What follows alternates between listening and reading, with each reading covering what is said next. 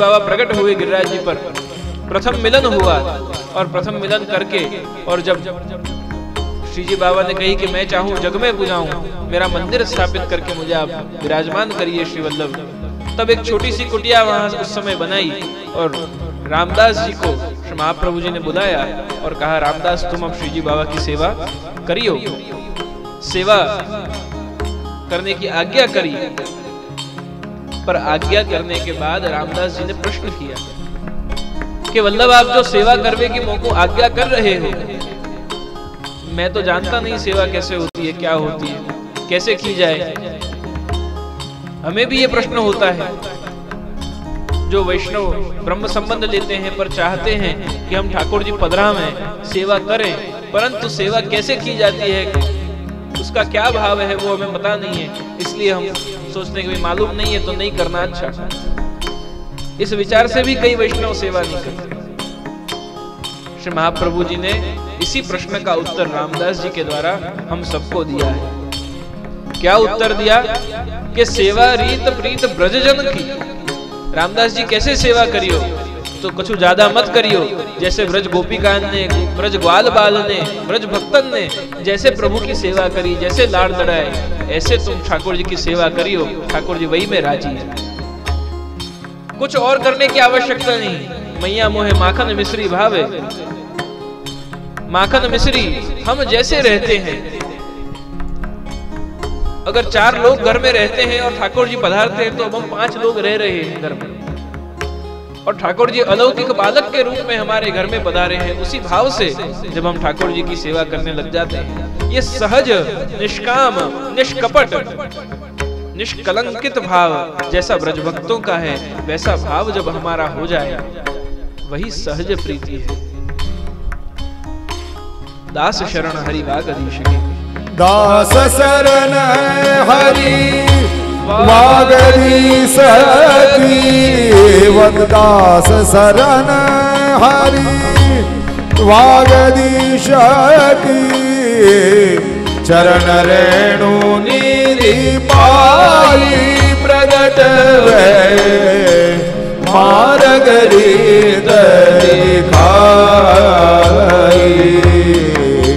मार्ग रीत दिखाई प्रगट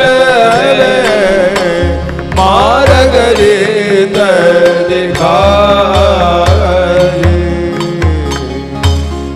ये संपूर्ण मार्ग की जो रीत है, इसकी जो परिपाटी है, इसकी जो पद्धति है, उसे श्रीमद् भागवत जी से श्री वल्लभ प्रकट करके और जो स्नेह प्रीति ब्रज भक्तों की श्रीमद् भागवत जी में वर्णित है, उसी को आकार देते हुए किस प्रकार कलिकाल के जीव भी भगवत प्राप्ति में उन्नत बन सकें, ऐसा मार्ग श्री वल्लभ ने बताया। भगवत वाणी जो भगवान की ही पहचान कराए, जिसे जान लेने पर उसका फल भी भगवान ही है, वो श्रीमद् भागवत जी हैं। श्री गोपीनाथ महाप्रभु साधन दीपिका नाम के अपने ग्रंथ में द्वितीय स्कंद का ये श्लोक श्रीमद् भागवत जी का उद्धृत करते हैं और उसमें आप भाव वर्णन करते हैं। तस्मात् भारत सर्वात्मा भगवान हरिरीश्वरः श्रोतव्यः कीर्तितव्यश्च स्मर्तव्यश्चेत् क्षता भयम्। जो सर्वात्मा है, यानी जो हरेक में विराजमान है, कण कण में जो व्याप्त है, वो परब्रह्म पूर्ण पुरुषोत्तम आनंद कंद भगवान, वो सर्वात्मा जिसे भगवान भी कहा जाता है, हरि भी कहा जाता है, ईश्वर भी कहा जाता है, उन सर्वात्मा भगवान का जीव क्या करे, तो श्रीमद् भागवत जी और श्री गोपीनाथ महाप्रभु आज्ञा करते हैं, श्रोतव्य। सबसे पहले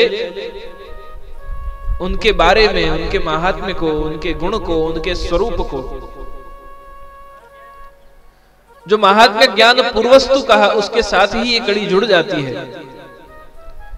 हम किसी के साथ संबंध स्थापित करें, फिर उसके गुण, उसके स्वभाव, उसकी दिनचर्या, उसके जीवन के विषय में बात हमें मालूम चले, एक वो परिस्थिति है।